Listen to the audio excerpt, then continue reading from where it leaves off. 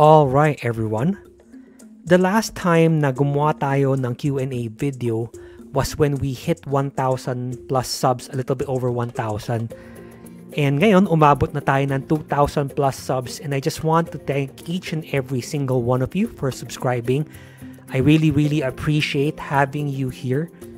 My channel wouldn't be complete without each and every single one of you, no? As my parang thank you na rin, I've made another Q&A video to make sure na masagutan ko ng tama yung mga tanong na medyo madalas kong natatanggap in one-way type or form, no? Minsan, medyo iba ng konti yung variation nila. I had to rephrase a few of them. But ito yung essence ng karamihan ng mga tanong na natatanggap ko na hindi ko pa nasasagutan in previous Q&A videos. Okay? So let's start, no? First question. Why do you set targets instead of trailing your stop? That's actually a very good question, no? Wala namang mali sa pag-trail ng stop. Okay? In fact, a lot of people end up earning more by trailing their stops kasi yung possible na ine-expect mo na hanggang point A lang pala or point B ay tumuloy pa. Okay? However, for me personally kasi, before I take on a trade, kailangan from the onset, malinaw sa akin ano ang risk-reward ko. And I find it hard to gauge risk-reward kung tinitrail ko lang ng basta yung stop. Plus, I realized na oo, may downside na pag nag-hit yung target, magbebenta ako ng portions of my position or once na ma-hit ang certain point, wala na akong hawak at all. I get that. But I'm willing to live with yung pros and cons na yon. Kasi talagang pagdating sa trading, you can't have your cake and eat it too eh. 'Di ba? Hindi ka laging makakasell sa top. Hindi mo rin laging matatrail yung stop mo in such a way na sobrang tight na konti lang mawawala sa iyo kung dip man lang yon. Maaari din na magkaroon ng slippage, magulat ka na lang, gap down beyond your trail stop. So mas malaki pa yung potential na mawala sa earnings mo, no? So ako, personally, I prefer setting targets instead of trailing my stop. Once na hit yung target, I either sell a certain portion of my position or once enough targets are hit, then na-sell ko na lahat, wala na akong hawak. But wala naman pong mali na mag-trail ng stop. Kanya-kanya lang po yan. Okay? Next. What do you do when your trades don't go according to plan? Now, para sa akin, may dalawang pwedeng ibig sabihin to. Una-una is paano kung nagkamali ka. Diba? Sumalo ka, kunwari at piso, expectation mo, babalik ng 1.2, pero hindi. Nabasag yung piso, bumalik tayo ng 90 cents or 80 cents as mapapakat ka, diba? Yun yung una. The trade didn't go according to plan. Kapag ganon, I cut my trades, obviously. While I know traders who are successful na hindi gumagamit ng stop losses, no, I am just not comfortable doing that. Okay? Hindi naman po ganun kalaki yung capital ko in such a way na willing ako magpaipit ng significant amount for an indeterminate amount of time in the hopes na baka mag-break even or baka kumita pa ako ng konti. Parang negosyo lang yan eh. 'Di ba? Pag sa negosyo, pag may bombilyang nabasag, kunya hardware ka, nagbebenta ka ng, mga ilaw. Huwag naman hardware, lighting store ka, di ba? Ang expectation naman ng mga lighting stores, pag nagpaparating sila ng inventory, pag nabenta nila ang 40% to 50% ng inventory na yun, kahit di mabenta yung iba, okay lang, kumita na sila. Medyo ganun din sa trading. May ibang trades na talo ka, di ba? Parang natapon na yung pera mo, pero it's with the understanding na the trades that you do win eventually more than evens things out. So I'm willing to take a hit. I'm willing to take a loss knowing na I can reuse that capital for future trades that will likely make me money to make up for yung tinalo ko ngayon. The other way that I understood this particular question was, paano kung kunwari sinabi mo, gusto mong sumalo at piso, kunwari, tapos price came all the way down, nag 1.02, hindi ka na fill, tapos lumipad na.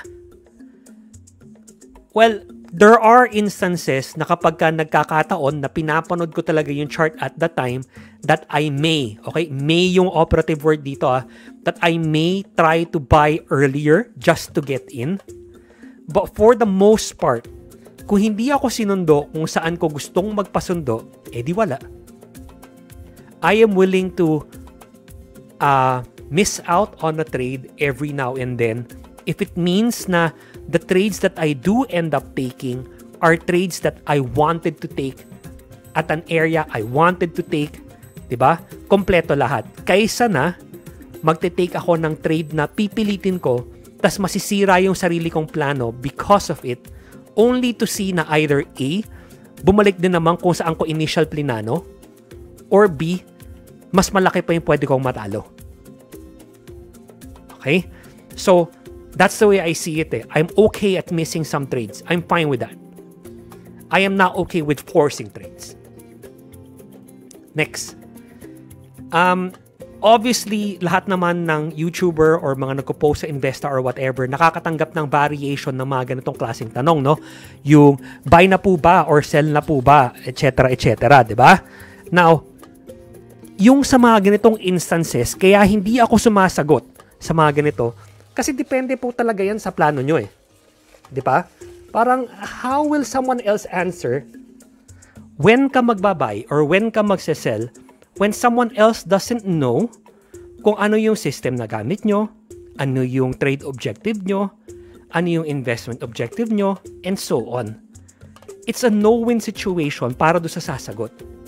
Pagkas kunyari, tinanong ka, buy na po ba? Sagutin mo, oo. Tapos nagkataon, chumamba. Diba? Note, chumamba. Kahit gaano kaagaling mag-technical analysis, you can never always predict na price will go here or price will go there. Diba? But let's say nakachamba ka, so magaling ka. Pero the second na magkamali ka, tanga ka na. But that's not the way trading works. I make mistakes. I take my losses. Meron ako mga trades na nagkakamali talaga at kailangan ko i-cut. Diba? That's just the way it works. I just know that I have an edge over time. So, trying to answer ang buy or sell for other people simply doesn't make sense. Kasi hindi mo alam ano yung edge ng tao na yun. And no one can ever execute the exact same way you do. Parang snowflakes lang yan. Mukhang pare-pareho, pero pag tinignan mo na malapit, magkakaiba. Ganon din tayo sa pag-trade. Meron tayong kanya-kanyang nuances, kanya-kanyang differences na kahit na ginaya mo yung sistema ng isang tao, it doesn't necessarily mean that you will achieve the same results. Kasi kahit papaano may discretion pa rin yan Okay? Next. Do you teach other people how to trade? How much do you charge? So, I do, no? If you want to learn how to trade from me, all you have to do is in any one of my videos, when you go to the description box, meron doon link to join my free newsletter, to subscribe to my free newsletter.